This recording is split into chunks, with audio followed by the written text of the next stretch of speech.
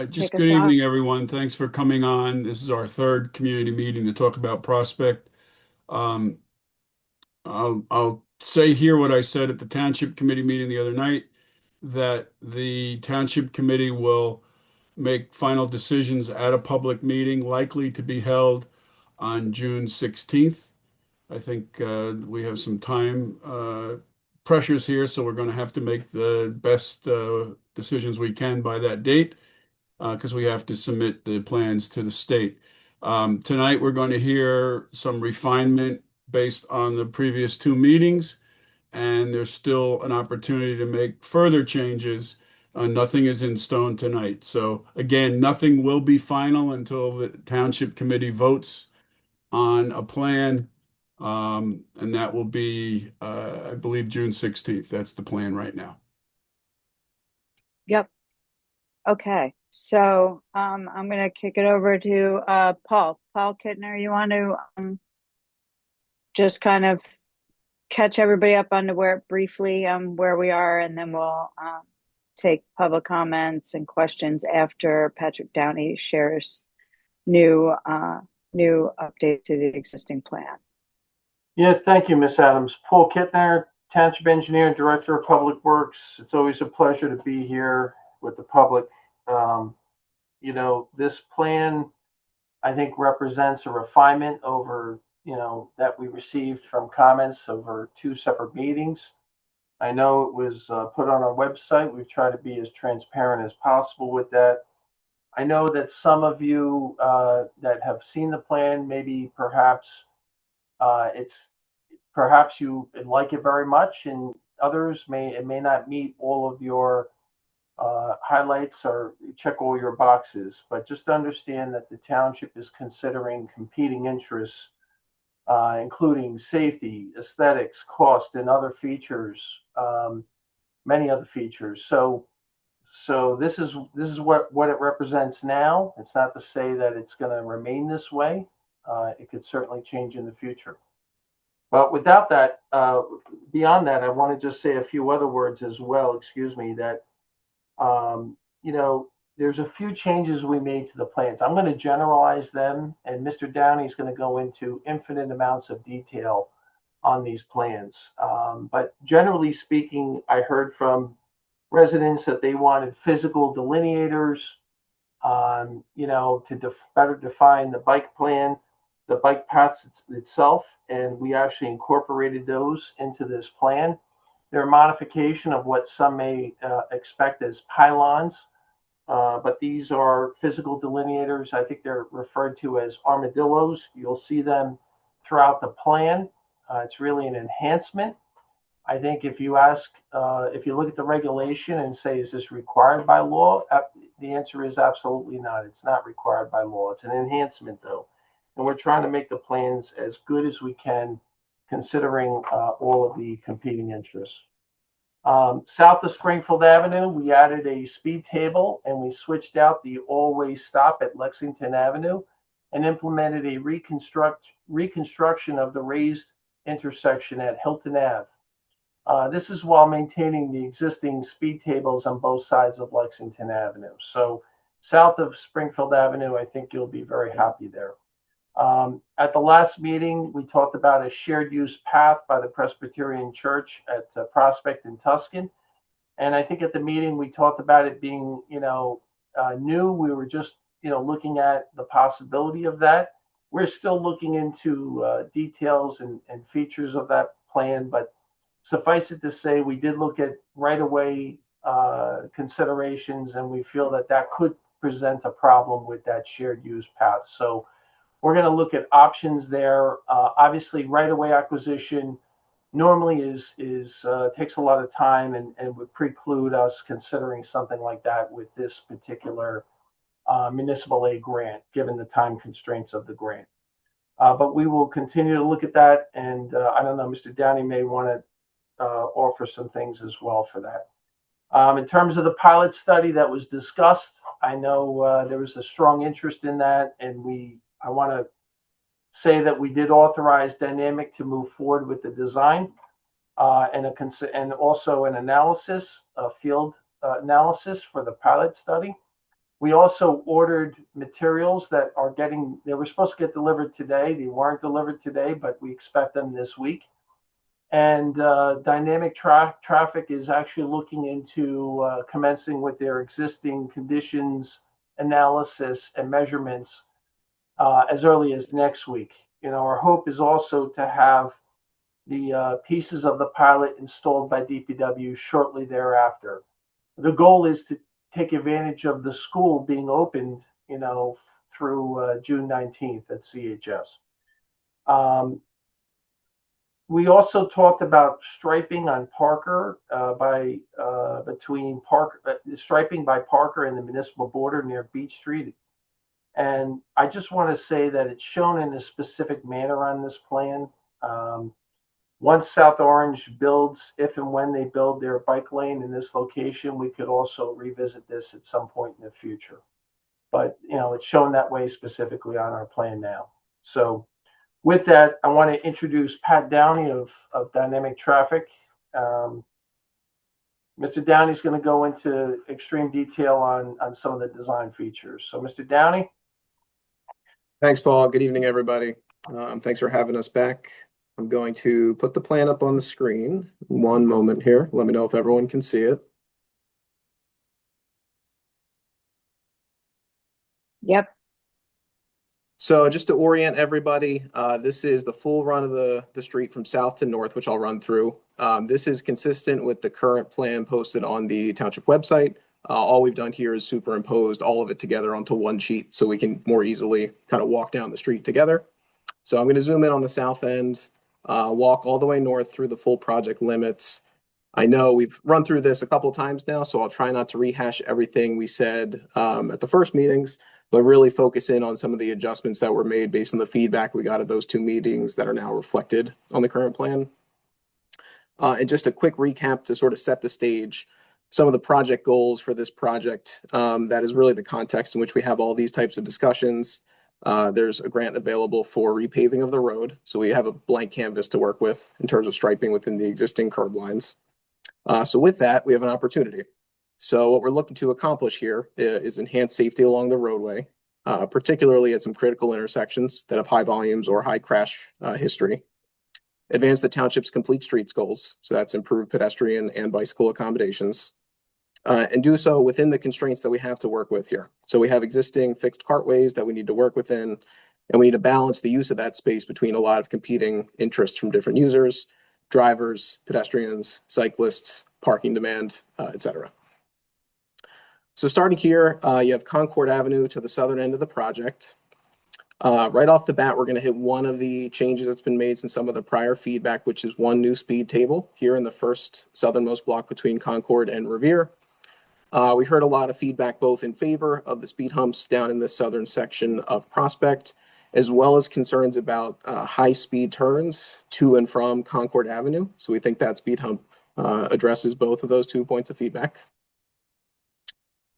Moving on north, this southern section in total has a lot of good improvements such as crosswalks, ADA curb ramps, curb extensions at the corners. Those are all consistent since the original plan. And shared lanes through here. What we found here is the parking demand is fairly high compared to most of the roads. So the parking here is maintained based on that demand. And the traffic volumes and speeds are lower. So we're a little bit more comfortable with the shared lanes in this portion of the project. Patrick Downey, can you make this larger? Someone's asking to make it Oh larger. yeah, absolutely. Sorry, I'm trying to show a lot and the details at the same time. Is that any better? I think so. Okay. Yes, it is.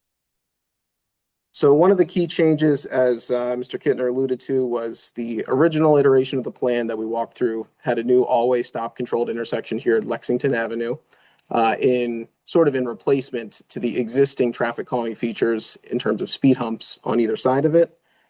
We got kind of a lukewarm reaction to that, I would say, at some of the original meetings. So what we've done here is maintained the raised elements that I think people were generally fans of in place of that always stop. I think to have both would be redundant, but these speed humps will continue to do that traffic calming job that they have always done. Additionally, as we move further north, we have, again, curb extensions at corners of intersections to bookend the on-street parking. and then maintaining of an existing raised intersection at Hilton Avenue. Now, driving through that raised intersection today, it's very gradual to the point where we're not quite sure how effective it really is. So as part of the project, that'll be fully reconstructed with current design standards to make sure it does that job of a speed table and as an intersection. Patrick, could you explain the bump outs? I think you went over that a little too fast. Sure. Yeah. So these bump outs are these hatched gray areas you see at the corner. What that is, it's actually narrowing the street right at the intersection. So within these areas, adjacent to the intersection, parking is not permitted even today, just by Title 39 state law. But what these bump outs do allow us to do in this area is improve the pedestrian experience in two key ways. Number one, a pedestrian has a physically shorter distance they need to cross within the roadway. And number two, a pedestrian waiting to cross the street from the bump out is just physically further out when they begin their trip. So they're easier to see for drivers on the road. They're not essentially popping out from behind parked vehicles. So that's a really key pedestrian improvement. It also does some job slowing down turning speeds for turning vehicles since it's a tighter corner to navigate. And that can So- happen here, Patrick, because of the Sharrow as opposed to a separate bike lane. That's correct. Essentially, we have the free, I'll call it, the shadow of the on-street parking lane to tuck those curb extensions within. And because the parking is provided, it makes the bump outs all the more important since it improves the visibility from around those parked cars. Okay. As we move further north, I'm getting some scribbles here. Mr. Downey, those bump outs, that improved visibility is not just the cars seeing the pedestrians, but the pedestrians being able to see the cars as well, right? Absolutely. That's reciprocal. We want everyone to see everyone, so to speak. I'm not sure if I have the ability to remove those scribbles, so we'll just keep it rolling for now. Scott, if you have a way to remove those, help me out. I am trying to figure that out. Yeah, thanks. Sure. As we get to the Springfield Avenue traffic signal, the original plan was really seeking to minimize changes to this existing signalized intersection. We heard a lot of feedback and requests to essentially do more here as part of the project. So some key improvements that we've now added, which are reflected here. Number one is related to the actual timing of the traffic signal, specifically as it relates to pedestrians. So we're looking at leading pedestrian intervals, or LPIs. Those essentially give the pedestrians in the crosswalk a head start before the cars are released with the green. And also to turn on what we call pedestrian recall during the daytime hours. What that means is while there's push buttons here provided that typically a pedestrian would need to push to get the walk signal, during the busiest hours of the day when there are pedestrians more often than there are not, we're simply going to have it go walk every cycle. So that won't be done necessarily overnight when the demand's not there for it, but during the day, what we're looking to provide is the LPI every cycle without hitting the push button. As it relates to cyclist accommodations, pretty significant change on this southbound approach that I'm circling here. The original plan maintained the existing geometry, which was 3 lanes approaching the signal and 1 lane departing. And with those 4 lanes through here, we didn't have room to provide the bike lanes. So what you see here is actually eliminating the right turn lane from Prospect onto Springfield Avenue westbound. That gives us the room to work with to actually provide those bike lanes on both sides of the street. And with that, we introduced the ability on the side approaching to provide the bike box. Since we have a bike lane that gets all the way to the intersection, we have the benefit of providing that bike box. And we're going to look to potentially retime the signal as well to maybe give this approach some additional green time as sort of a mitigating factor since they are converting from 3 lanes to 2. But overall, pretty good safety and bicycle improvement on this approach. And really achieves the continuity of the bike facility all the way down to the Springfield Avenue retail corridor that wasn't quite achieved in the original iteration of the plan. We shift our way north. This cross section that you'll begin to see develop here is fairly consistent through most of the project. It's travel lanes in both direction, bike lanes in both direction with a striped buffer in between the two. ADA curb ramps and crosswalks at the intersections, which you'll see as we flip to the other side of this match line here. And then one change we made based on some feedback, which you'll see at a lot of the intersection, is these little dots. So those are not necessarily to scale or the final shape of those delineators, but we want to put something physical just to prevent cars from drifting into the bike lanes where they would be most prone to do so. That's generally going to be at intersections where they're either looking to take a turn a little too quickly, or where they might be looking to actually bypass a different vehicle that's waiting to make a turn. So for instance, someone waiting to turn left here at this intersection, someone might be tempted to drive around them.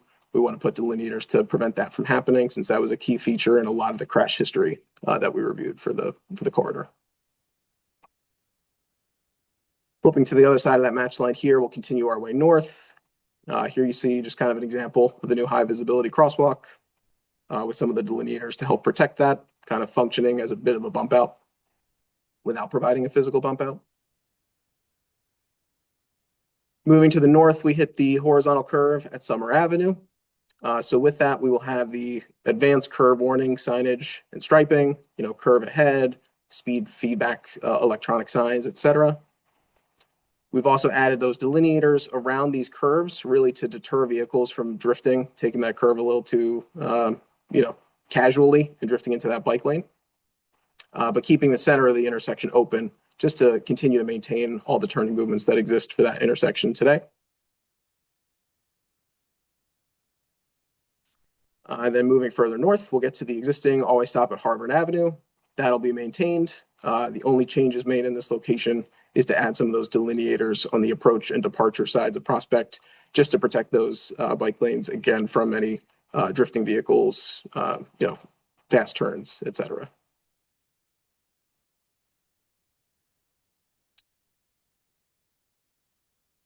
Continuing north, we'll get to the traffic signal at Tuscan Road.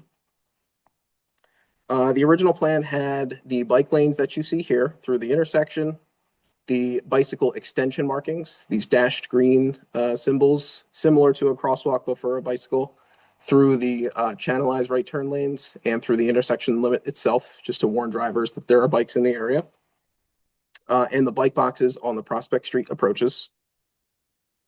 Some of the changes that have been made, again, all three of the signalized intersections through this corridor, we're looking to make those changes regarding LPIs and pedestrian recall. So giving the pedestrians a head start and not requiring them to hit the button to do so during the busiest hours. And those delineators that I mentioned. Now, there were a couple other changes that were considered in this area based on some feedback that were not ultimately made. I wanted to run through those quickly in case anyone is curious.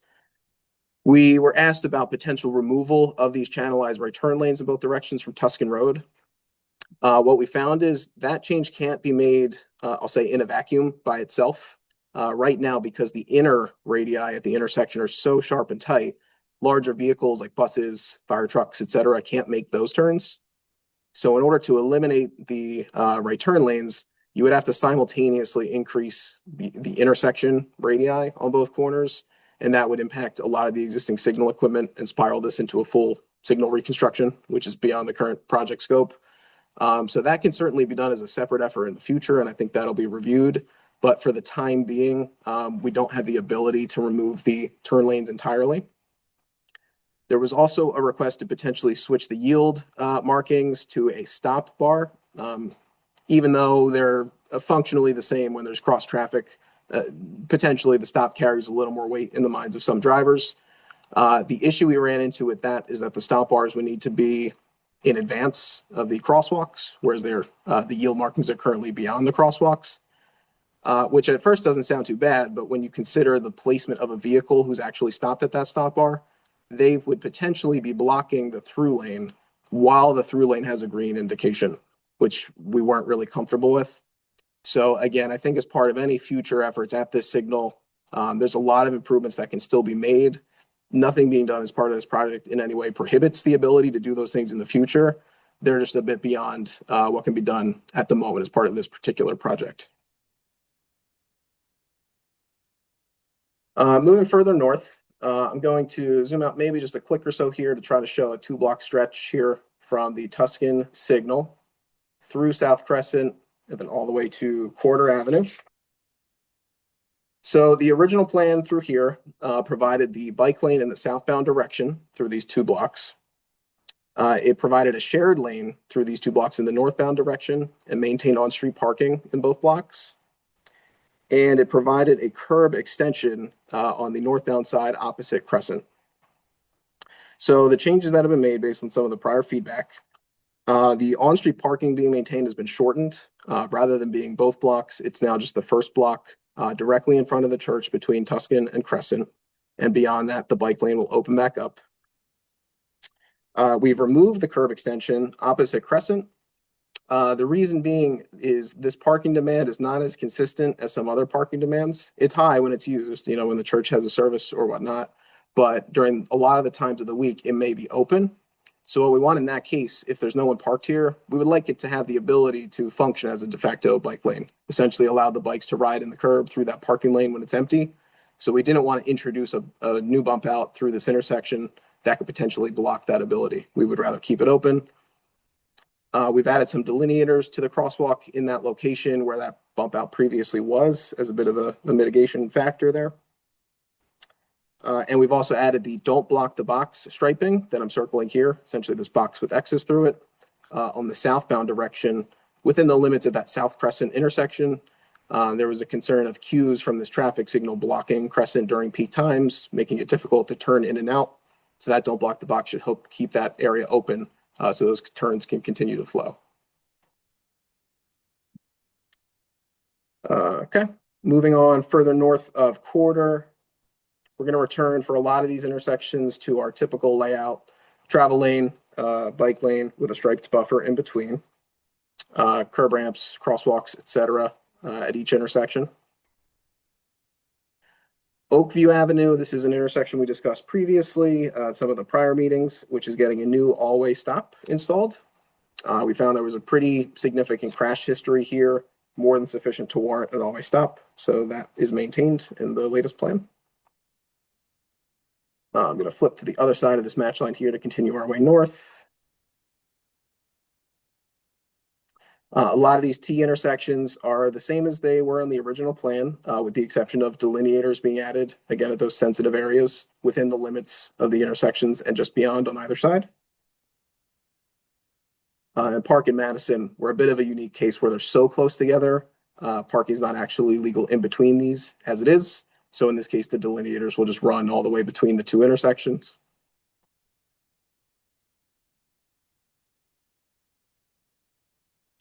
Then once we get past Plymouth, we start to transition into the Oakland Road treatment that we've discussed at some of the prior meetings.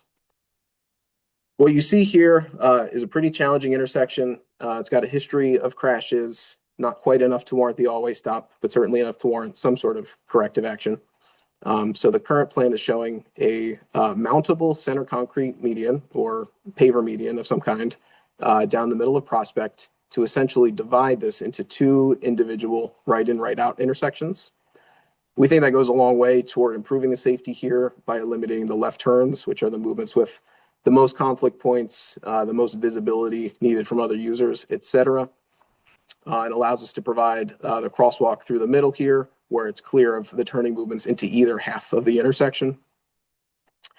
We would have delineators provided along the stripe lines separating the bike lane from the travel lane, since we are narrowing the road through this section to make room for that median. And while we do have some preliminary traffic data that makes us comfortable this wouldn't have a detrimental traffic impact, we are going to do the pilot program, as Mr. Kittner mentioned, do traffic counts right before and right after. This is implemented on a temporary basis at this intersection and a lot of the nearby intersections, just to make sure there's not some unintended consequence that rears its head regarding traffic impact before this is installed as a permanent fixture. Oh, and with that crosswalk I mentioned too, we would be looking to install the rapid rectangular flashing beacon, or RRFB. That's the push button actuated flashing sign assembly, just to give more advance warning to motorists that there's a crossing happening here when a pedestrian is present. Now, Mr. Downey, if and when that median is actually installed, the permanent median, are the temporary bollards that are on the side of the road, are they necessary with all of these features? So the ones that are there currently would likely be removed in favor of whatever the permanent treatment is that's selected here, armadillos or otherwise. But we would like to provide something of that nature along the stripe in the final configuration, just to provide that separation between the travel lane and the bike lane. Because we don't have the luxury of having the buffer through this area, this median is essentially eating up what would have been the buffer. So we at least want to put a delineator buffer, so to speak. Thank you. Continuing north, we get to Elmwood Avenue. It's another intersection. It's got a lot of history. We've looked at a number of times. Here we are proposing the always stop controlled intersection, which you see, as well as the delineators. Then as we move toward the north, Jennifer Lane, fairly consistent with the original plan. Crosswalks, delineators have been added, etc. And I think next we'll get to Franklin Place, where some other changes have taken place since the original plan. So I'm just going to pan over a little bit to see from Franklin up to approaching the Parker Avenue signal to the right. So the original plan had the bike lane south of Franklin Place, but they terminated there. And then from Franklin Place to the north was essentially the existing condition being maintained, which had shared lanes, on-street parking maintained, etc. Based on some of that feedback, the changes made here include continuing those bike lanes about a block and a half further to the north. So they would continue through this block up to the Parker Avenue signal, with one exception being this southbound side here. So to go through that, we'll pan over to see the intersection in its entirety. The original plan had very narrow shoulders on both sides of the street here, with just really the room we had left over, but it was unfortunately not wide enough to stripe or designate as formal bike lanes. Based on the feedback to really get more bicycle connectivity and continuity between Parker and Prospect, we took another look at that, came up with the layout that you see here, which moves all that free space to the approaching side, so we could at least provide a bike lane in that direction. We thought that was the more critical location compared to the departing direction, namely because it does get you to the ability to provide a bike box, which you see here, giving bikes a head start over the adjacent vehicles. Through the intersection limits itself, again, those bike lanes are being continued, which they were not on the original plan. The southbound approach continues to be realigned to improve visibility opposite the northbound approach. And we continue to swap out that right turn lane that exists today for a left turn lane. It's a little bit better for the traffic volumes, and it is better for the bicyclist accommodations. Those right turns really have a tendency to creep up in terms of speed, especially with if right turn on red is permitted. So by swapping that for a left turn lane, we're really improving the safety along that corner. And we do have the delineators provided to protect those bike lanes approaching the bike box in both directions, so no one tries to potentially bypass someone going straight to turn right or anything of that nature. We also have a number of improvements to the signal itself. So once again, those timing changes of leading pedestrian intervals and removing the need to push the push button for the walk signal. We're also looking to provide the green arrow for the southbound left movement now that we have a southbound left turn lane. And we're looking to maintain some of the equipment that's deteriorated at the intersection, namely the image detectors that essentially detect the vehicles approaching, allow the intersection to function more efficiently. Some of that's been noted to be not functioning properly. So a few of those items will be maintained and replaced as part of this effort. And lastly, as we move past Parker Avenue, we start approaching the limits of the project. As Mr. Kittner alluded to, at the north end, we do have to, at some point, transition back to what the existing condition is to the north and South Orange, which currently is one travel lane with parking on each side, so shared travel lanes with the Sharrow markings. There's nothing being provided here that would in any way preclude the ability to connect those dots, so to speak, in the future if South Orange does ultimately implement bike lanes. But for the time being, we have the shared lanes to tie in with what exists now. We're leaving the corners free of any curb bump outs in this area just to make sure we're not creating an obstacle for ourselves in the future if we do need to connect those dots. But we are providing the delineators to protect the crosswalk and prevent parking within limits of the Beach Street intersection, which is prohibited by Title 39 as it is today. So just to kind of recap, just high level, some of the improvements on the current plan that's before you. ADA ramps and high visibility crosswalks throughout at each of the intersections. Curb extensions where feasible, which is namely south of Springfield Avenue. RRFB, the flashing beacons at critical crosswalks for additional visibility. Roughly 11,000 linear feet, or a bit over 2 miles of total bike lanes installed between Springfield and Parker. Improvements at the traffic signals, including bike boxes, leading pedestrian intervals, and the pedestrian recall. And improvements at unsignalized intersections, including 2 new always stops and the right in, right out modification at Oakland Road, subject to that pilot program. I think that's all I have. Thank you, Patrick. That was really helpful. I just want a couple of things are being talked about in the chat. Of course, we're just going to allow everyone to ask questions. So use the raise your hand function and we'll go through questions. They may not get answers. We just want to hear what your thoughts are so that they can be incorporated or not into, the final plans that will be presented to the Township Committee. I will say, normally Mayor DeLuca goes into the 3 E's, engineering, education, and enforcement. And just to address one of those comments, speed limits, yes, they're like any regulation, right? Unless you enforce it, they're not very useful or as useful as they could be. But our enforcement has significantly increased over the last year at the diligent urging by Mayor and the Township Committee at Public Safety. Mayor, do you want to say anything? I just wanted to ask Paul Kittner if he could describe the pilot we're going to do at Oakland. Thank you, Mayor. So we have a mountable median, which is going to run through the center of the street, and that's going to represent the location of the median.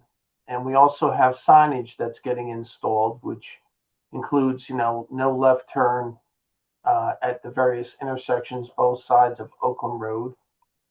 And the whole idea is to get this installed for a period of time when school is in session. This way we get data from when the school is in session, when the school is out of session. Prospect does have a tremendous amount of traffic, so keeping my DPW staff, who are the ones who are going to be installing this, that's of prime importance. So when the physical installation goes in, we may have to detour portions of Prospect to accommodate the installation. But that's essentially what we're looking at. And we're hoping to get the data collected next week, as well as the improvements installed by the end of next week. That's our goal. If it bleeds into, the following week, then it will be what it will be, but we're going to do our best. Thank you. Okay, with that, we're going to go into questions or comments. And I'm going to go in order of the hands raised on my screen. So we'll start with Becky and Greg. Please, if you can show yourself, that'd be helpful. It's easier to have a conversation when you can see somebody's face.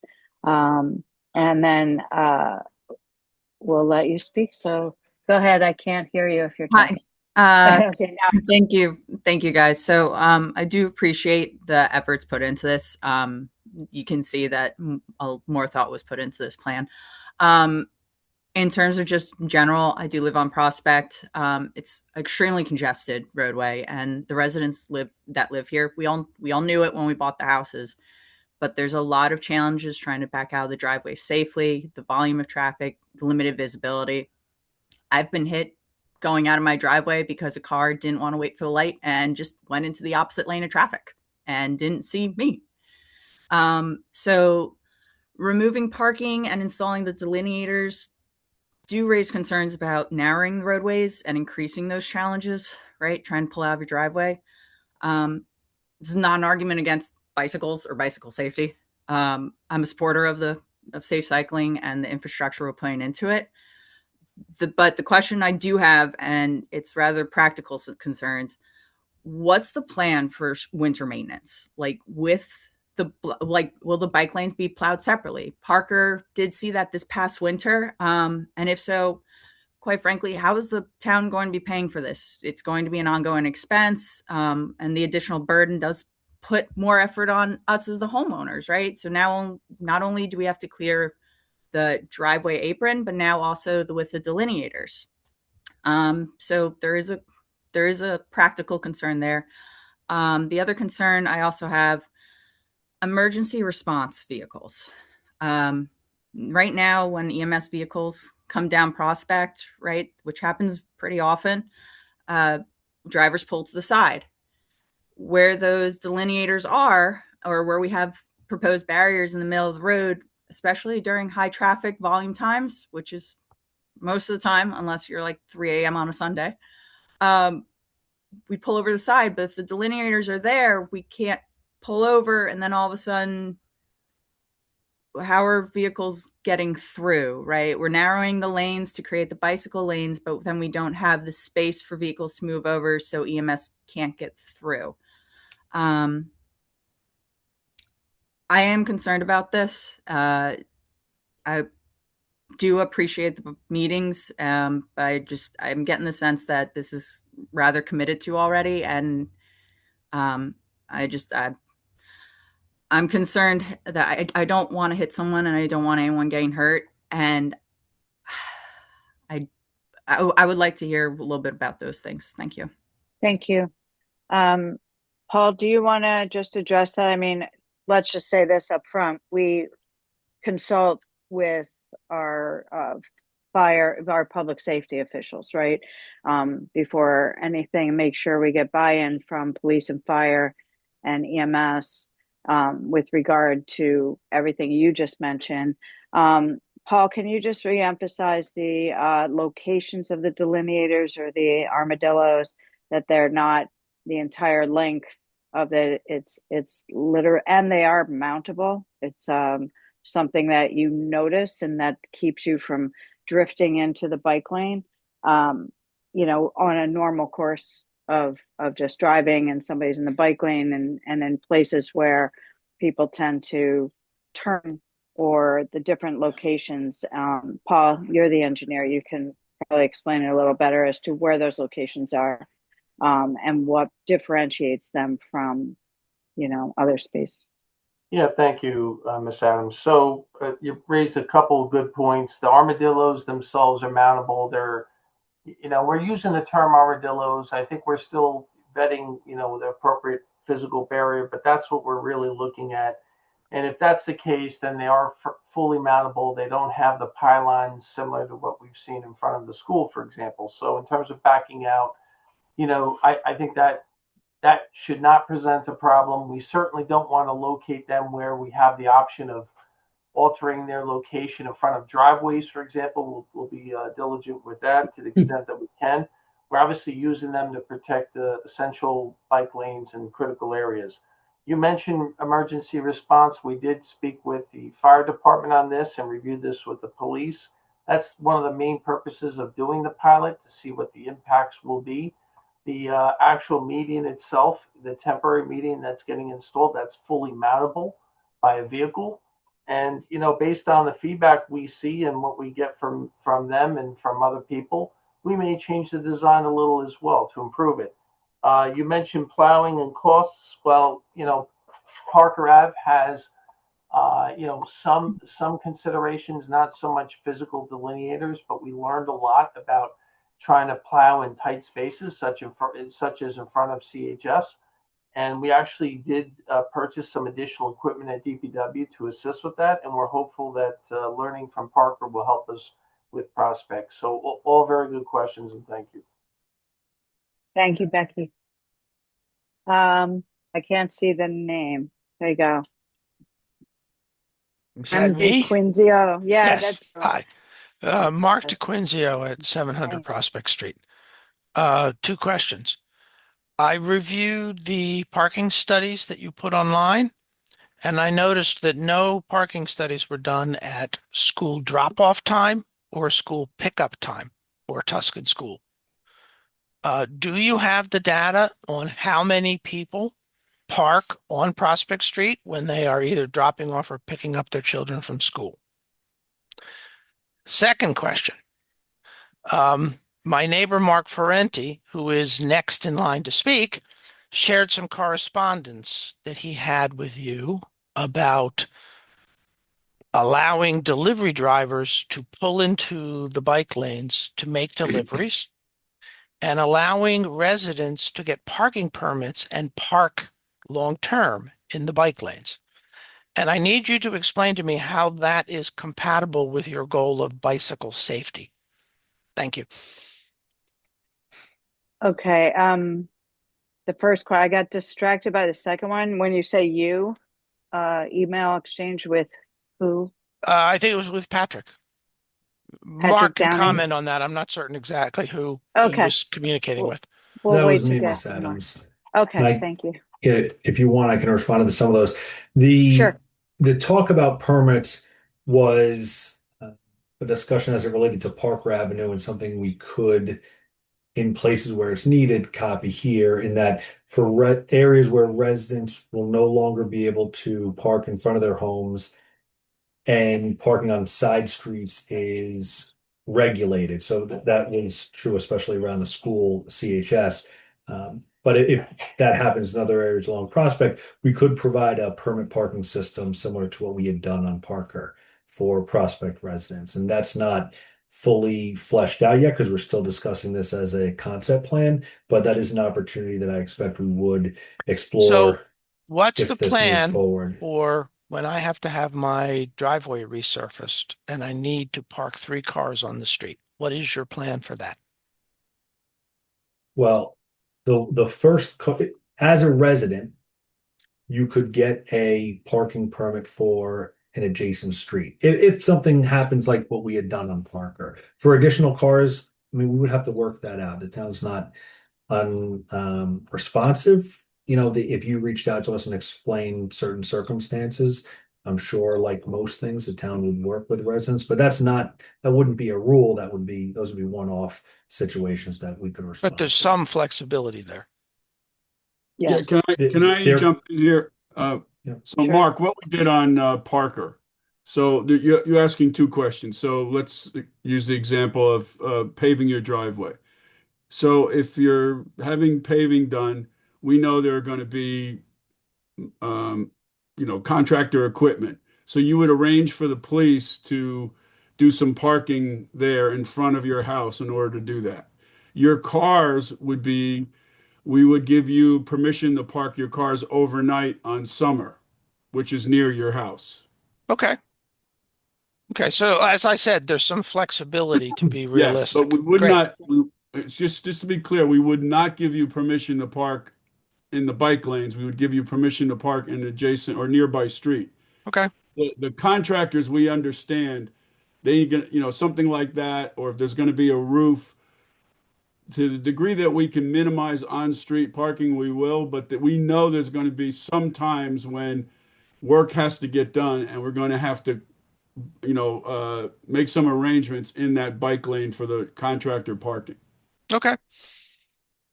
So I'd Yeah. like to go back to the first question about pickup and drop-off times at Tuscan. Do you have any data on how many cars park on Prospect Street in those times? Patrick Downey.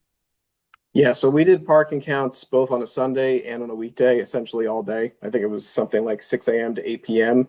The graphics, I believe, that are posted on the website are the peak times. There was 3 on weekday. The graphics that are and posted on the website are either for 6 a.m., 12 noon, 6 p.m., or midnight. Right. So those are the Those three are not peaks that we peak saw. times. Those are the 3 times where parking demand for the street in total we're peaking. 3 on a weekday and 1 on Sunday. It's not every single hour. We do have the counts for each. If I have an opportunity between questions, I'll try to figure out what it was, particularly in that Yeah, area. I'd like to know that because I've been counting, and your studies significantly undercount the number of people who actually park during school drop-off and school pickup. So to Mark's point, Patrick, yeah, he's talking about the times at, like, say, Tuscan School, when people are parked on Prospect Street, by the corner of Harvard is mostly it. So I think that's the main school, right? Yeah. Yeah, it's along- Tuscan School. That's the issue. Yep. So And if we may parking not on have your Harvard answer to that. itself fills up very quickly, and there's I like know. no place else for people to go. Mhm. Okay. All right, so Patrick's going to look into that while we All right. move on. Mark, the Thank other you. Mark. You're welcome. Mark Ferranti. You got to unmute. Okay, sorry about that. There you Yeah, go. okay. That's okay. Yeah. Okay, thanks for the opportunity to give you feedback. I want to focus Sure. on parking as well. I'm really glad that there's some leeway for parking, but I think my neighbors and I are still concerned that, on a day-to-day basis, this is going to have a real negative impact on access to our houses. I understand from what uh, Patrick said and our email back and forth, and I really appreciate the time you're taking on this. That in some circumstances, there'll be some leeway, but day to day, this is still going to impact us. I understand deliveries will be allowed, which is great. But day to day, there are service vans that can't fit in many of our driveways. There are visitors. So, in some cases, service vans, maybe, the roof isn't being rebuilt or the driveway isn't being completely repaved, but a service van still can't, that's going to spend maybe an hour or two in front of our house or in our house, can't fit in the driveway. And in some cases, that van or that visitor will have to park 100 yards away, in some cases 200 yards away. And that really is a serious negative impact on us of residents. I circulated a petition, over 100 people signed, that could easily represent hundreds of residents along the street. I know some of my neighbors are in favor of the plan, but many people are concerned about the parking impact. So, we're asking for further consideration of reinstituting parking. There are various options. Maybe you can reinstitute parking where there are no delineators, go back to a plan where there's sharrows with mixed use lanes. You could perhaps consider, I guess you answered this, perhaps temporary permits for contractors and visitor parking. I guess that's being considered. And here's an idea I haven't really heard anybody come up with. What about allowing parking after the evening rush hour? There'll be far fewer bikers at night. That won't solve the contractor problem or the service van problem, but at least it will allow for visitors to park in front of our houses at night. In the interest of time, I'll stop there. I urge the Township Committee to take a look at the latest online petition. I can send another link. The old link I sent still works. A lot of people have signed on over the last week, and there are more comments there. So that's it. Those are the high points from me. Thanks for your consideration. Thanks, Mark. Yeah, please resend that link. We get a lot of emails, as you might imagine. So it'd be easier for us to find it. Alex. Hey, good evening, everybody. So this is a very comprehensive plan that takes into the account of safety for drivers, pedestrians, and cyclists. I'm also very happy that it's providing us with a continuous bike lane on Prospect that will let us form the backbone of a townwide bike network, which I believe is the stated intention of the Complete Streets plan. There are a lot of really smart enhancements that have been made that have fluently incorporated feedback from the two previous calls. Giving up parking spots is a really wonderful compromise for us to make, so that we can significantly reduce the likelihood of losing a parent or child in this town, which is something I think the data that's been posted to the town website would suggest is imminent without changes. Drivers don't respond to paint and in a lot of instances signs as well. We have a really wonderful police force that is really well compensated and has a lot of expensive equipment. And those resources should be directed where they need to be prioritized. And that's especially the case if we can implement design to change behavior of drivers that allows us to prioritize pedestrians as well as cyclists as well. I'm so happy that I know there was like armadillo chat on previous meetings. That's a great choice. I'm not a traffic engineer, but armadillos let you balance the needs of everybody because emergency equipment can go right over them without even noticing them.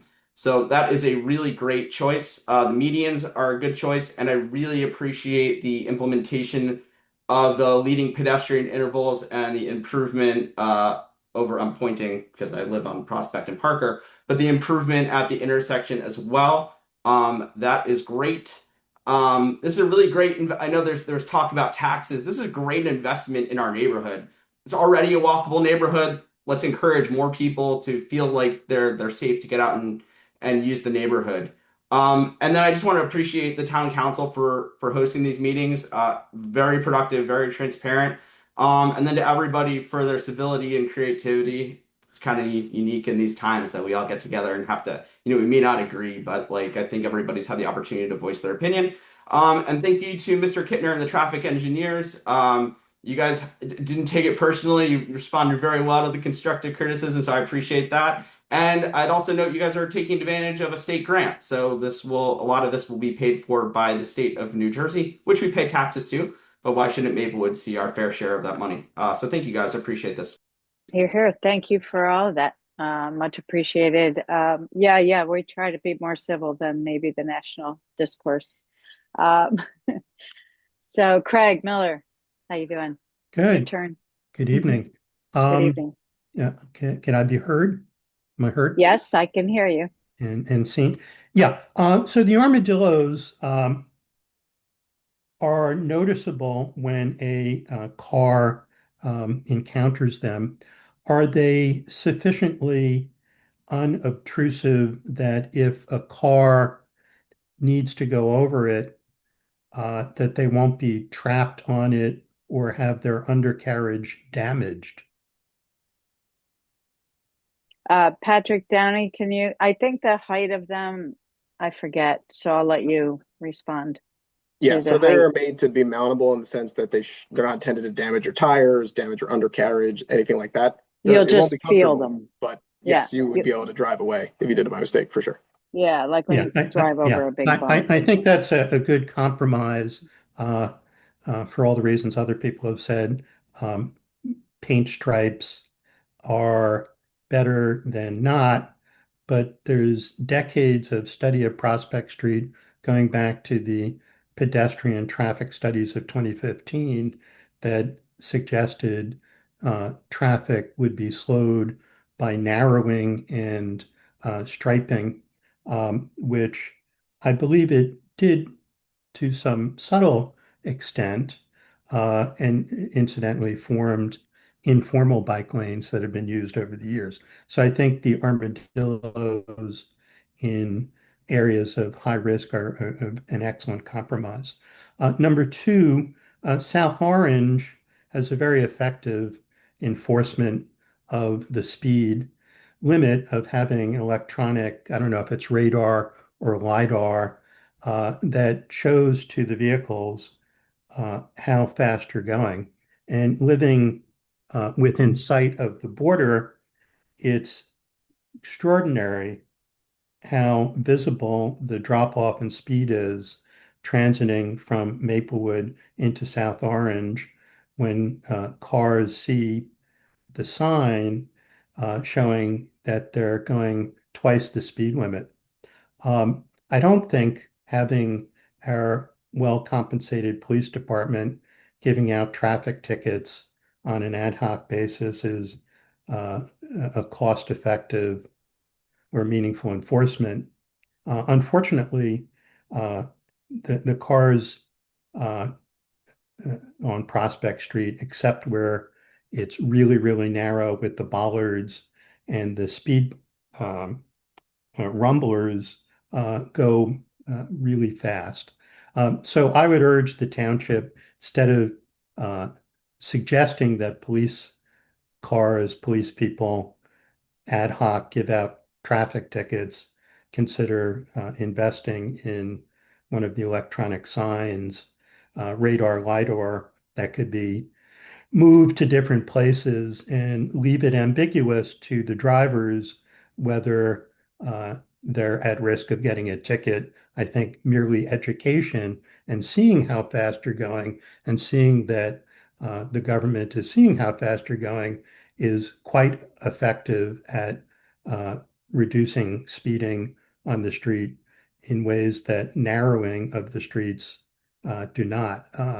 echoing what some of the other people have said, sometimes when cars are stopped in the traffic lane, cars go zooming around on the side. And I think that would be an effective and cost-efficient way of addressing it, particularly if it could be wrapped into the state grant. Number three, I think as a general matter, the township ought to adopt the regulation that it adopted for Parker, that residents of streets where there are bike lanes be given as a right permits to park on nearby streets. I think there aren't a lot of nearby streets for some of the blocks on Prospect, so it doesn't do a lot for some people. But it's kind of an easy accommodation that I think should just be built in without people needing to specifically ask for it. And last, I saw the change on Prospect Presbyterian. Does the church representatives think they're going to have adequate parking on other streets, or are they concerned about the plan here? Obviously, they speak for themselves, but as good neighbors, I don't think we're looking to discourage people from going to our local community institutions, churches, etc. Thanks, Craig. Yeah, I think, as we've said numerous times, I think it's a combination of everything. We do have some of those signs, and they typically get moved around the township as where engineering deems them necessary, or we find that there's a need for those. But enforcement is also something, and it's not arbitrary. It's effective as well. You can't engineer everything, but we also, that's why we say it's a combination of engineering, education, and enforcement. Can't be one or the other. But and we have been having conversations with all the religious institutions along Prospect since before we even started the public meetings. So just to let you know that, and then I'll move on to Katie Lee. Hi. Hi, good evening. I live on Prospect, and I live at the corner of Prospect and Revere. So first, I would like to say thank you so much for the consideration of a speed table south of Revere. People hit that last speed bump and just take off towards Concord. So I'm really grateful to see that. The one thing I wanted to bring up and really just for consideration is at the light at Springfield and Prospect. If that goes down to 2 lanes as you're coming south, when you're going north and you want to make a left, like you're going towards Vauxhall, that left is hard to make from that side of the street. And you can sit there for a while, and the lanes are already small enough that nobody can really get around you. And so what happens is one person goes to make a left, especially at rush hour, and now you've got 4 or 5 cars backed up behind them. They miss the light. Now you're back and you're up over the speed table, and you're a block and a half back. So in terms of consideration, I can hear that it sounds like signals are not really a part of the scope, but potentially as we look to modify that signal, it would be good to have one side go and then the other. It could be a very short cycle on the side going north, but it would certainly make a difference for those trying to make a left and then get others who are trying to get out behind them. Thank you so much. Thank you. Yeah, I don't see Patrick or Paul indicating they want to respond, but they're both writing notes, so that's good. Now we'll move on. Lon? Good evening. I'm Lon Arnold Berkowitz. I live at near the Parker Prospect intersection, and I have 3 questions. The first one, and I know Nancy, you saw this one, and I think forwarded it on. Since I'm so close to that Parker intersection, that left turn taper has enlarged. I believe it is illegal to make a turn over that left turn taper, which would make it illegal for me to come from the north and take a left into my driveway. And so my question was, is it possible to, instead of having this large taper that's going to be blocking off about 3 of our driveways on one side And if that church does get demolished and put three other houses potentially blocking the other side, is it possible to mirror the Prospect Street North, which does not have that hashed taper, but instead just uses the regular double yellow line divider? So that's my first question.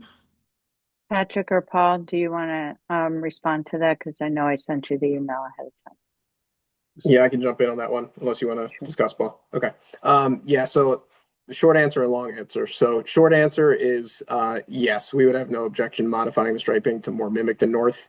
It doesn't really change the storage of the turn lane or anything like that. It just kind of saves a little bit of striping effort.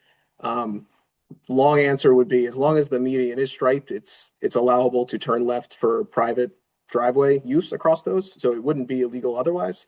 But just to avoid any potential confusion of that nature, we can make that tweak. It's fairly minor. That'd be great. And I did hear that the hash, it is illegal to turn left over the hashes, not over a double yellow, but over the big hash marks. But in any case, the yellow hash marks currently are pretty much worn away because they seem to be the most ignored of the people. Seem to think that that just is giving them an aisle to the left turn lane rather than not the left turn lane. So I almost feel like it's more dangerous to have those hash marks than just a double yellow line, because people will kind of head on go through those, making it more dangerous for us to come from the other direction. I sat on my porch and just watched people crossing those hash marks regularly. Anyway, so that was my first question. My second question is, with the median at Oakland, well, I guess let me talk about my concerns. My concerns, again, you talked about considering cost. I'm aware that that kind of increases the cost of this, and maintenance, it typically needs more maintenance. But I think it also might worsen the safety hazards for pedestrians, rerouting traffic into areas that are more heavily traveled. I know you're doing the study, but I think it's fairly obvious. If you're coming from the west, and so this is what I was thinking about, if I couldn't take a left from the north, and now I'm coming from the west, instead to try to come around the other way to turn right into my driveway, now I can't come from Oakland. The only ways I can come from the west, because there's only two access points from the west side of Maplewood, you come across Parker or you come across Jefferson. If there's high schoolers, I tend not to take Parker because I don't want to come through the high school. So I'll take Jefferson. I'll take a right onto Jefferson and come up Oakland. Take a left up Oakland and then come around that way. And that helps me avoid the high school area when that's in session. So I'm very familiar kind of like with the timing of how that works. So those two streets, the Jefferson and Parker, they lead either to the Parker area or the little side streets in there that has the drop-off lane, or to Oakland. So if you're going to make that left turn go away, those people coming from the west don't have, like, they have to kind of go into the high school area. There's not really a choice. So just mentioning that as when you do your traffic study, I assume that'll show up, but I don't see where else they could possibly go, because that's the access points. All right, so my concern is the pedestrians for the high school. Second, I come from a cycling family, and so I've cared for a lot of people who've hit debris while cycling, including kids who hit gravel patch during the triathlon in town when I was a volunteer, and also my 76-year-old mother who broke her pelvis last summer when she hit a patch of debris on her bike and had a bad fall. In the engineering drawings, you see there's a large tree indicated on Prospect at the Oakland intersection. And I went over to look at it, and it appears to be an American gum tree, which drops significant burr balls and leaves and makes cycling near the curb more difficult. Currently at that location, there is that narrow 5-foot space inside the inner bollard where the bike path would be without a buffer. Every cyclist, when I was standing there, went around the bollards. They would not go through it because of the debris there, and two, because 5 feet feels really tight to a cyclist. Again, I was watching these cyclists going by, and none of them would go into that space. They all went into the road instead of into that behind the bollards. Probably because of the debris and because it was narrow and there just wasn't any room to avoid the debris that was in there. So that was my second concern with the median. Third, the median is a 4-foot width, which is it's the minimum width, which doesn't really provide sufficient refuge space for bicycles, those with strollers or wheelchairs. So while it is, an allowable width of a median, it is kind of the least protective. And the refuge portion of the crosswalk, I assume that would also get that same snow clearing, but it may get increased water pooling and icing. Again, thinking about winter safety conditions, you can't just plow right across that crosswalk. You'd have to use your other components. And I do have someone who walks down to the train station at 5 a.m. So that's a concern that would, while the plows go through all night, what time is someone going to come and plow out the walkway? So one of the things that I had suggested, now the new design is an all-way stop on Prospect and Elmwood, a new all-way stop on Prospect and Oakview. So one is 300 feet away, the other one is 1,000 feet away. So it seems like there are already, this will reduce the speed of traffic between those two signs at that median point. So is it necessary to put that there to slow the traffic if it's already going to be slowed by the stop signs? Is it necessary? And if you're looking to reduce the number of turns, is a one-way out from Oakland going east off Prospect so that no one can enter onto Prospect, would that be a sufficient additional component that would be less complex,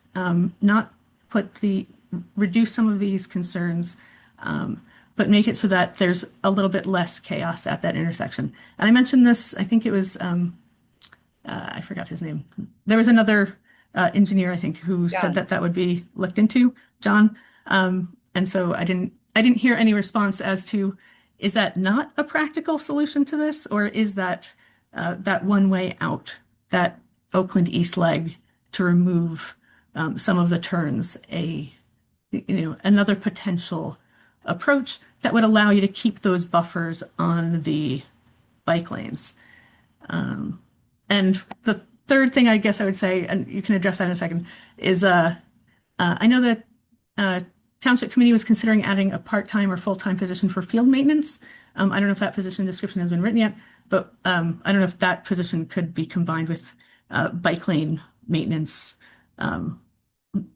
because of my concern with the debris. Anyway, so just throwing those out there.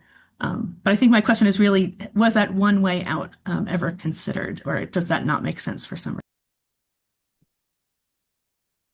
Okay, thank you, Lon. Patrick, did you want to say anything? Not Yes, you, I can address a couple of those points.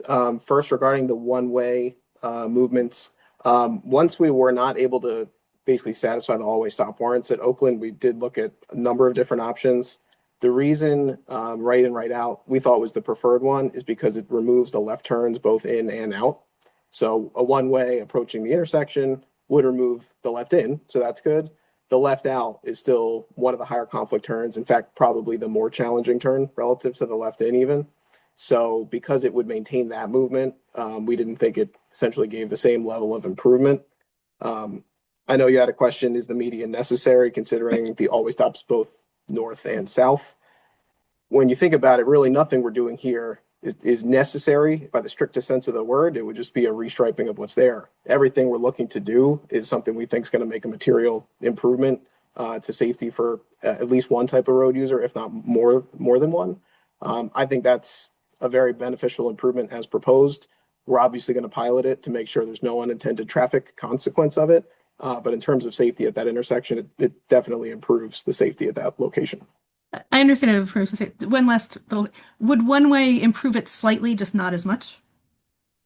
Potentially, yeah. Okay, so just saying, like, that could be a compromise solution if like the traffic study shows that it is putting more traffic into the high school area. Yeah, I certainly wouldn't rule it out 100% pending the results of that pilot. If something needs to be adjusted, it's certainly on the table as an option available. Thank you. Rob? Hey there, Oh, I'm Rob. I live on Midland and Richmond, so I would like to ride on Prospect often. I own a car, so my family's main means of transportation is by bike. So thank you for improving this plan. A driver doesn't pick their route based upon the likelihood of surviving the trip, but that's kind of the reality for most cyclists and pedestrians.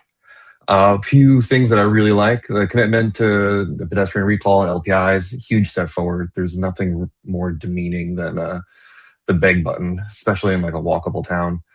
The bike lane improvements, particularly the use of the physical barriers at the bend in the intersections, really appreciate that.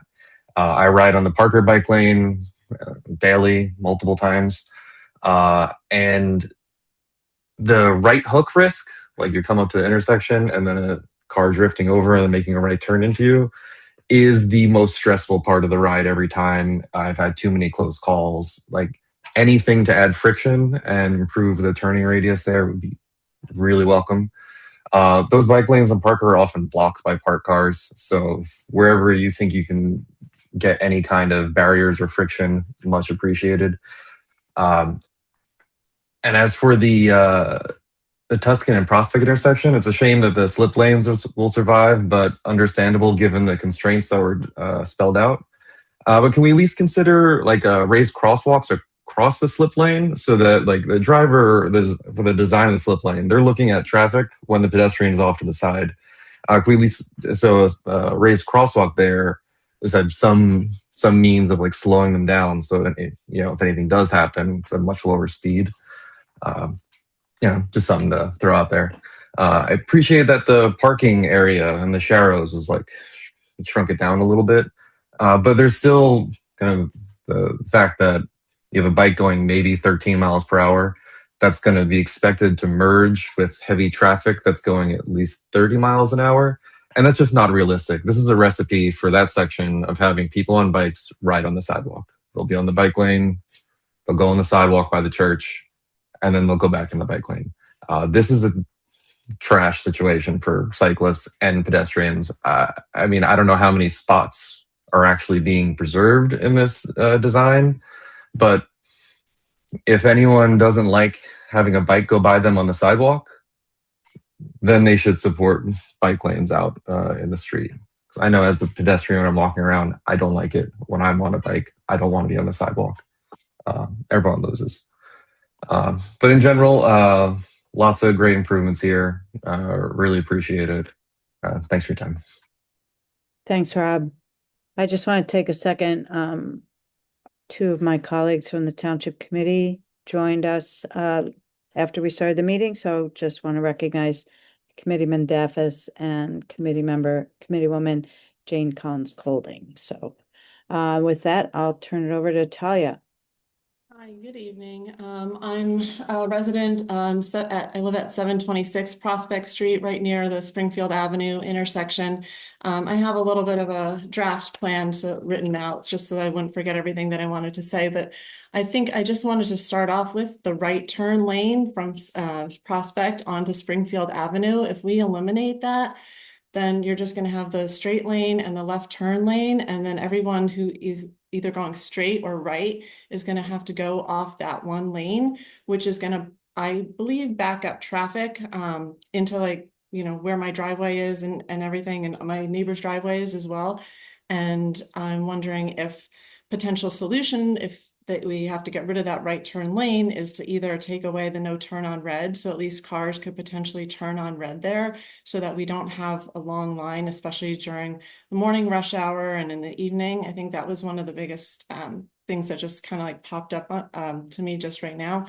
But I support the goal of improving safety and accessibility. However, after reviewing the revised plans and observing daily traffic patterns on Prospect Street for many years as a resident, I remain concerned that this corridor is still not a safe or appropriate location for bike lanes in their current form. One of the most concerning areas remains the curve, where cars regularly drift into the shoulder and fail to stay within their lanes. I witness this daily as I walk my dog. Even with the addition of the delineators, I do not believe this creates true protection for cyclists. The delineators are flexible visual markers. They do not physically stop a speeding or drifting vehicle from entering the bike lane, particularly on a curve where drivers are already failing to maintain their lane position. I'm concerned that this creates a false sense of safety rather than actual safety. In addition, I've personally observed drivers failing to fully stop at the four-way intersection at Harvard and Prospect. That concerns me because the revised design introduces cyclists to the mix on the roadway where driver compliance is already inconsistent. I'm concerned about the inconsistency of the proposed bike lanes, as the prior speaker mentioned. Based on the revised plans, the lanes appear to narrow or end in certain areas, including near Prospect, near the church, where some parking accommodations are being preserved, which I understand why those spaces are important. But this appears to create points where cyclists would need to merge around parked vehicles and re-enter traffic. And then this occurs again once cyclists cross Springfield Avenue, and then there's no dedicated lanes. So these inconsistencies raise important questions about the predictability and safety for both cyclists and drivers. And additionally, I'm concerned about the loss of parking along a busy residential street. From my own observations, I've noticed that the parked cars, which there generally are parked cars right in front of my home on both sides, which serve as an important traffic calming function. Cars naturally slow down when entering Prospect Street from Springfield Avenue because the roadway feels narrower and more constrained. So removing the parking widens the visual roadway and may unintentionally encourage faster driving speeds. And also residents and local businesses, especially nearby on Springfield Avenue, rely on this parking daily. Lastly, I appreciate the work that's gone into these revisions, and I understand the township's goals. However, based on the existing conditions of Prospect Street and what's reflected in the revised plans, I'm concerned that this proposal may not achieve the level of safety improvement residents and cyclists are hoping for. Thank you for your time and consideration. Thank you, Talia. Thank you. That was very thoughtful and important information. I'm sure engineers are taking it in. I see Patrick Downey writing as we speak. So, Mark Mucci. Oh, thanks. I'm Mark Mucci. I live on the corner of North Terrace and Oakland, which is partway down the hill from the Oakland Prospect intersection down to Valley. I'm still interested in the scope of the study of what the effect of the no left turn on Oakland would be. No left turn at Oakland and Prospect. What I'm interested in the scope of the study, I don't know if there's been any look so far at as to knowing how many vehicles now go up Oakland and make a left onto Prospect. Those are all candidates for vehicles which will be looking for alternatives. Oakland is a wide road. It has cars, it has trucks, it has emergency vehicles. I don't know if the alternatives chosen will include turning left onto North Terrace, then right onto Franklin Place to get up to Prospect. Both of those streets are narrower streets with people on them who aren't expecting large trucks. I don't know what consideration is being given to what will be the effect of more turns from Franklin Place onto Prospect, either turns going left or turns going right. I do know that people go up Oakland, up to Prospect, make a left, and then either go on Oakland or go over to Elmwood and then continue there to go to the other side of town. They will be making alternative choices if there's no left turn. Really what I'm saying is, I don't know if there's any knowledge about what vehicles are doing that now, and I really think that an extended period of time to study should be necessary before making this permanent to see what the behavior of drivers would be. Thank you. Thank you, Mark. Patrick Downey, did you want to comment at all? I assume this is part of the information that'll be gleaned from the pilot. That's correct. So we have traffic counts back from when we first began this project at a few of the intersections, specifically along Prospect. What we're now going to do is go do before and after counts when this temporary pilot program is installed, to do exactly what was just described, quantify how many people make each of the turns in the intersections in this area now and after that change, and just basically see where those rerouted cars went, and see if there's any impact there. So we're collecting that data now. I apologize if this was given at an earlier meeting. Are the existing traffic counts in a document that has been made available in one of the earlier information pieces of information provided? There are counts at Prospect and Oakland. As terms of what is necessarily online, I'm not entirely sure. What has made it on its way to the website and what has not. I don't know if Paul, you can speak to that at all. I don't recall if we provided that or not, but certainly we're going to cover that in the analysis that we're about to do. So, Mark, will you send an email to me and we can see if we can get you those counts. They may or may not be appropriate for the website. I don't know. I wasn't sure. And again, in studying, it's not just the Oakland Prospect intersection, but knowing what the study will include for looking at Franklin and Prospect. And as people have noted, how does it impact the Parker Prospect traffic as well? So that's what that study looks like and what it's going to be. I don't know if there's any information that will be made available before it goes into effect. Thank you. Thank you. John Rubel. Hi, thank you. It's Rubel, but Oh, sorry. it's okay. Everyone does it. I'm a longtime resident and a cyclist. So I am all for a safer place to ride bikes. Previous speaker talked about the road debris. The Ballards in the Oakland Road area create a lot of debris, and they're not getting cleaned from the street sweepers. So that's a concern. As a resident who lives off of Prospect, I welcome the traffic calming.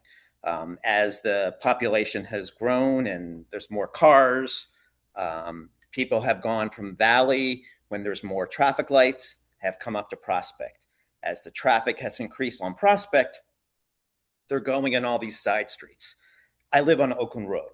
So to hear that I'm not going to be able to make a left turn out of my own street on the way to the station or going into town or vice versa is quite shocking. The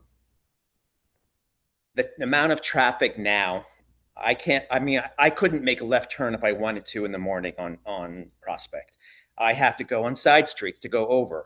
And along with dozens and dozens of other cars. If you're not looking at the traffic on streets like Summit or Oakland Terrace to see the impact of what people are doing to avoid Prospect, then it's not really an accurate pilot. These streets are filled with students walking to school, and I go 5 miles an hour. I feel like if I could go slower, I would. And it's scary. My child is out of the school system, but I fear for those kids in the morning. And now I'm going to have to find alternate routes. And we've talked about this in other speakers. I'm going to have to fight even more traffic in the morning to get to the station or, getting home at night. And that really concerns me. I understand conceptually what you're doing with that intersection because I've lived on Oakland Road for over 25 years. I know the people who've been impacted and the kids who've been crossing the street. I've been almost hit in my car and on my bike many times. But to prevent us from making left turns just seems like a broken piece of this puzzle. I really do not agree with that. Conceptually, again, I'm all for a safer place to ride. I welcome the traffic calming because people don't go 25 miles an hour on Prospect. They don't obey the stop signs. I've seen people pass me on the left and the right. And I know we've talked about police enforcement, but I don't see a lot of it. And I understand, the cost benefit of analysis of having our officers do that. But if you're going to be adding 2 additional all-way stops at Oakview and Elmwood, like the traffic on these side streets is going to be unbearable, and they're not designed. If you've been on Summit, on some of these streets, it's barely a lane wide, and that's what people are using. So I really think you guys should really reconsider adding those roads to the pilot. I understand this is further down the road. I was not able to attend the first meetings, but you really need to think about the impact on those side streets. Thank you very much. Thank you very much. Got all that, Patrick Downey? Robin? Robin Gordon. I think you're unmuted. Can you hear me? Yeah, now I can. Thanks. Okay. Good evening. I live one house off of Prospect on Burnett Terrace and have for 37 years. I just have a couple of questions and some comments. So in the 90s, the sidewalks and curbs were redone on Prospect. I'm assuming that those are not in this project. Is that correct? The curbs and sidewalk? No, not where they're not needed to be repaired or ramped, depending on what's being done for ADA. Okay. And so after I calendared this meeting, I was driving on Prospect, and an emergency vehicle came up the hill on Oakland Road and reached Prospect Street. So I stopped. Some other cars stopped, and I think it was an ambulance proceeded to make a left from Oakland Road, and I think they zigzagged onto Elmwood, if I remember. I'm assuming that you have talked to those folks, and are they going to be able to mount the barrier and do that? You're talking about the emergency vehicles? Correct. Yeah, all that's been consulted with fire and EMS. So yes, they will be able to make a left at the top of the hill? The median, if I could interject, the median will be mountable by those vehicles, yes. Okay. This comment's obvious in a town that's very environmentally centered, that four-way stops are going to add more pollution on Prospect Street with accelerating from a stop position. I understand that it will slow people down, but it will obviously have that negative consequence. And that's all I needed to say. Thanks, Robin. Danny? Hello, I'm Danny Morales. I live on Summer Avenue. I have a clear view of the Prospect Speedway on that corner, where a lot of accidents have happened, and my experience, like daily experience on Prospect, is I walk to drop off my daughter on the other side of Springfield, and that's my point of view as a pedestrian. And I drive to drop off my other son in the YMCA up at Parker. So I can tell from a pedestrian perspective and from a driver standpoint that people go way too fast, and that is a common theme, a common thread that has been spoken about in this meeting. A lot of people are concerned about backing up in their driveway, or not having people letting them turn into the road, and it all ties into whether we are designing the driver lanes to be meant for the 25-mile-an-hour speed limit, which is posted. So I don't see improvement in the way the driver behavior will be. There's going to be some obvious improvements on the bollards and the median, but given the 2 feet buffer on both sides of the travel lanes, is there any way that we can reduce the travel lane further by going from 11 to 10 feet? Given that there's additional 2 feet on both sides, it makes perfect sense to continue to advocate for a complete street uh, section in this road.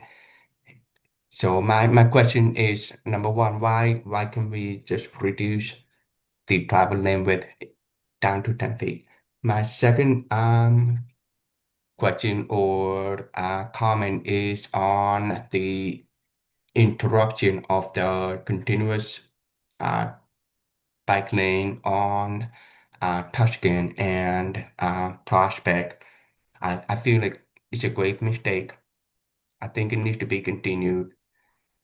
What are the intended users of the bike lane? It's not going to be, you know, people driving in their road bikes. It's intended for families and for all the entire spectrum. And if we are able to narrow down the travel lane and give that extra foot over to the bike lane, we're able to kind of avoid the debris and all the things you find on the curb that are not clean, and it gives a better experience for entire families and entire age ranges. So I like what I'm seeing, but we can do better. We can continue to improve and reduce the vehicular space on all of our major roads and make it more equitable for everyone to get around town. Okay.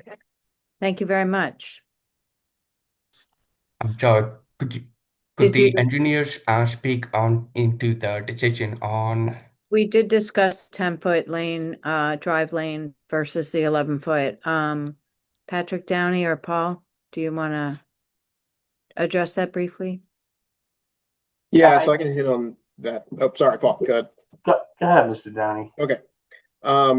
So a couple of things. I know that kind of the theme of this whole presentation in both directions has really been balancing the needs of different users. On a lot of streets, especially ones that are lower volume, a little bit more traditionally residential in nature, we would certainly look to 10-foot lanes. It's acceptable in appropriate applications. This particular street is probably one of the higher volume streets in all of town. We are providing that stripe buffer to further separate them. So unlike having an 11-foot lane directly adjacent to the bike lane, we do actually have more separation there, which gives a little bit added comfort. And this is very minor, but when we do refer to these different lane widths, it's really from center stripe to center stripe. When you consider the double line, center line, the width of the buffer lines on the right side, what's actually remaining in between is 10 and some number of inches. So I think we're achieving the traffic calming through that to some degree, plus the actual intended traffic calming devices spaced throughout the RFBs, speed humps in the one section, always stops, etc. So I think we're achieving it through other ways. 11 feet, I think, is appropriate for what this street is in totality. Okay, thank you. Anya? Yes, hi. My name is Anya Elia. I'm a longtime resident. I live on Prospect Street, 514 Prospect Street. It's a house next to Ethical Culture Society. So I'm second house from Parker. So I've been in this house 25 years. In those years, the traffic quadrupled, I would say. In the rush hour in the morning, I can't get out of my driveway. I stand for 10 minutes to get out of the driveway. And the pollution is horrible.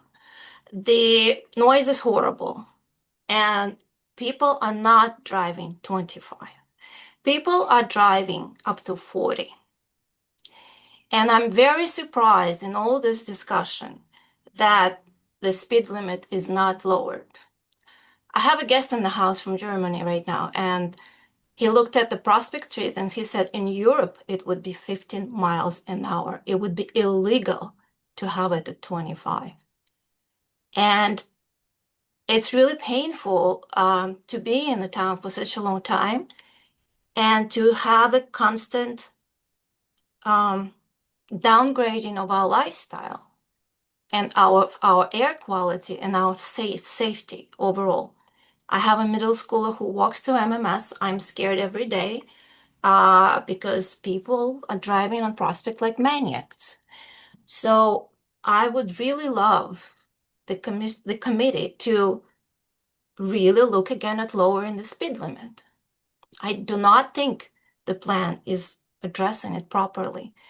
People are driving above the speed limit. If you drop it to 15, they're going to drive at 20.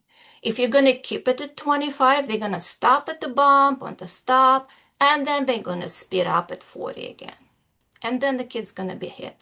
2 years ago, I was driving, second day of school, I was driving my son to MMS, and 2 cars before me, a girl was hit. We saw it, her being hit on the intersection with Oakland. Imagine my middle schooler looking at his classmate being hit and laying on the ground. And this is how we live on Prospect Street. This is our life. The kids are being hit, the drivers are maniacs, and I think you really need to look at reducing the speed and giving tickets if they're speeding up. Because I don't think this plan is going to address it. That's one point. That's one request I make. Another one is I would like to explanation about the design around my house. So I'm second house, and the overall, if I'm looking at the plan, I took a picture, bike lanes kind of stop right on that intersection. So I see a small portion of bike lane turning right from Prospect, but then it kind of stops. And then there is parking.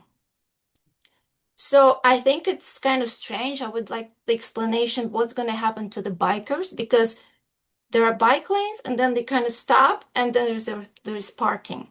So it doesn't look very safe for the bikers. You know, what are they going to do? Go on the sidewalk if they're biking? Why is it not continued farther down?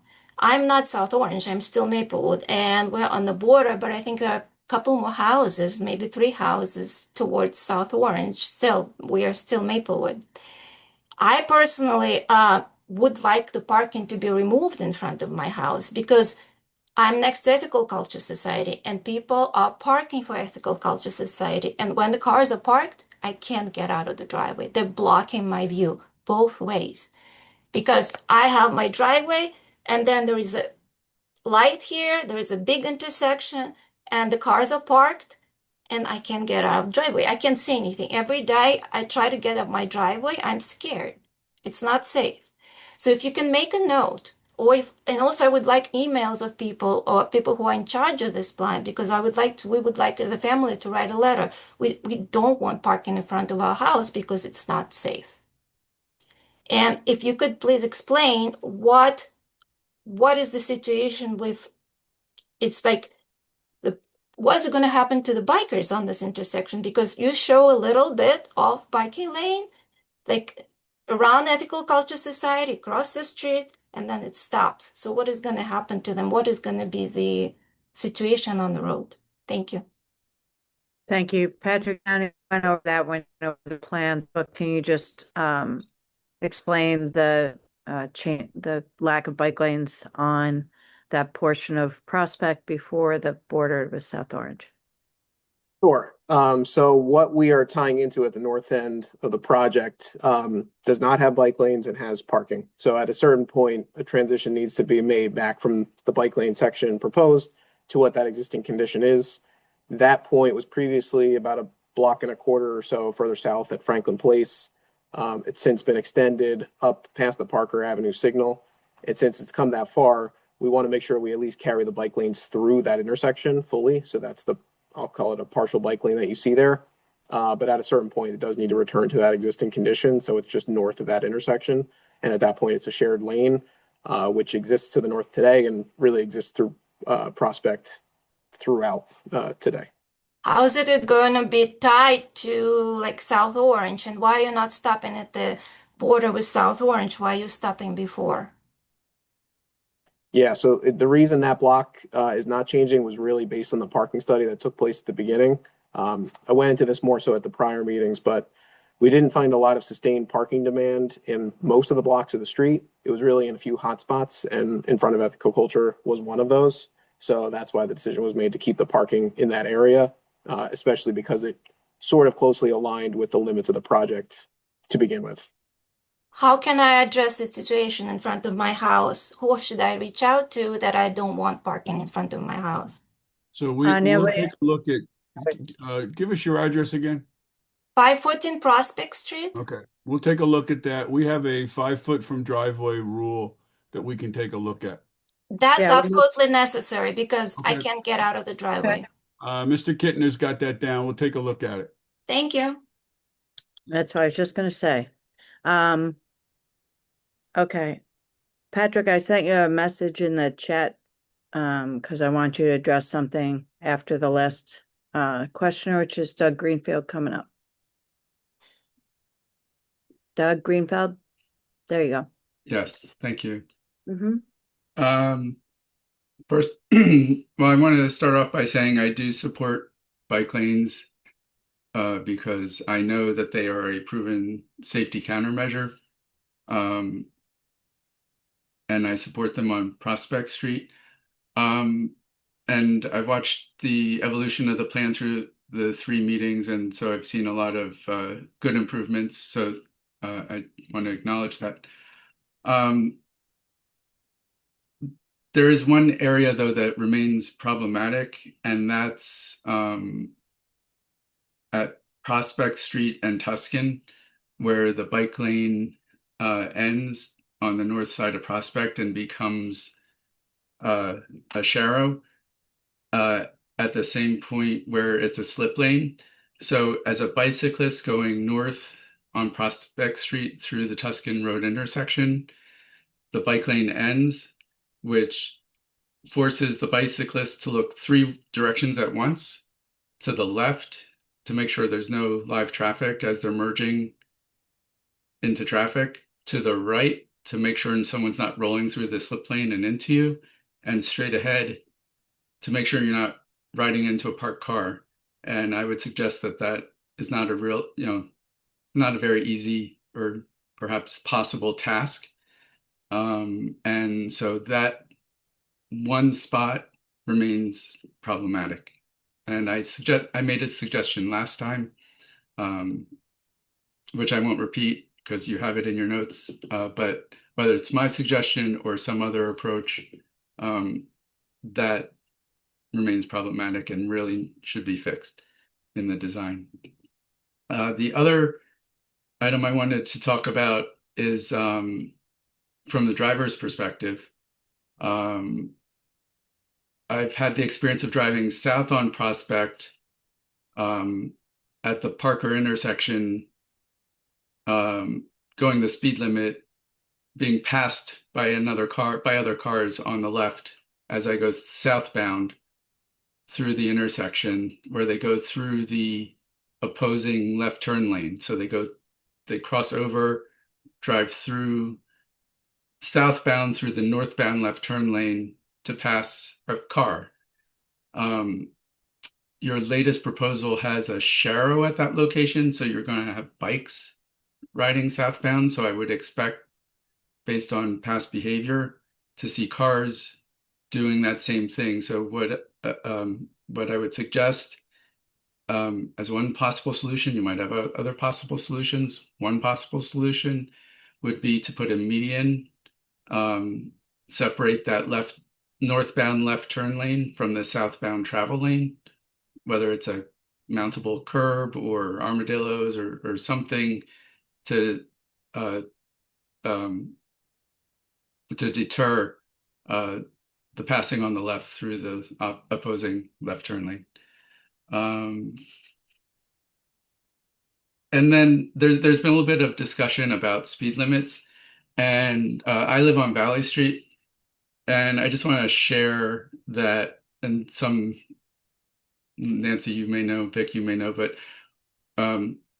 I know I advocated for 10 years. The speed limit on Valley Street used to be 35, and we would say the speed limit's 35 and people are driving 50, and people would say, so why are you going to reduce it to 25 if they're driving 50? And we said, because if you reduce it to 25, instead of driving 50, they'll drive 40. And after 10 years, the speed limit was reduced and people slowed down. So I just wanted to share that story. Thank you. Thanks, Doug. Does anyone else who hasn't spoken want to speak at all? This is your last call because we want to end by respecting everyone's time at, by 9 o'clock. So if anyone else, this is your last chance for this meeting if you'd like to speak on anything. Paul or Patrick Downey, do you have any additional things you want to share or responses to anything of what you heard? Because I'm sure we'll look at this again in a few days. I just want to add, if I can, Ms. Adams, that, once again, we received many good comments from the public, and that always helps to refine our plans. I think we said at the beginning of the meeting, this is not set in stone, and that still is the case. If there's a chance to make revisions and improve it, we certainly will. I'll work closely with Mr. Downey's office and as well as the township to try to summarize the notes and go through them and see what we can do to make improvements. So, I said at the beginning, we're not gonna make everyone happy. It's basically a compromise. Balancing values and balancing interests, competing interests. So we'll do our best to make the plan the best it possibly can be at the end of the day. Thank you. Thank you, Patrick Downey. You have anything you want to add before I sum up? Nothing in particular. A lot of good questions and comments. I echo everything Paul said. So I think our next steps is really to go through this feedback with Paul's office, execute this Oakland pilot program successfully, get some good information there to further review that, and then look forward to working with the township to finalize this in some form or fashion. Okay, and correct me if I'm wrong, the pilot to test that traffic pattern by Oakland can continue regardless of, and the plan can still be approved by the township committee at our meeting on June 16th? Or not approved? I expect that we're going to have some data actually before that time period, at least observe the functioning of the pilot. So we'll certainly be able to glean some information from the pilot even before that.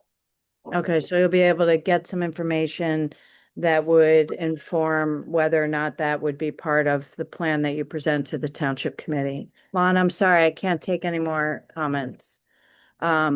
So that'll be part of the presentation at the June 16th township committee meeting, what you've learned thus far? Yeah, I think that's accurate, yes. Okay. It may not be a final document, but we could at least glean some information. I guess that's my question. How final does the, you have to submit it to the state, right? And we have to approve it. Or not, for the money. Mr.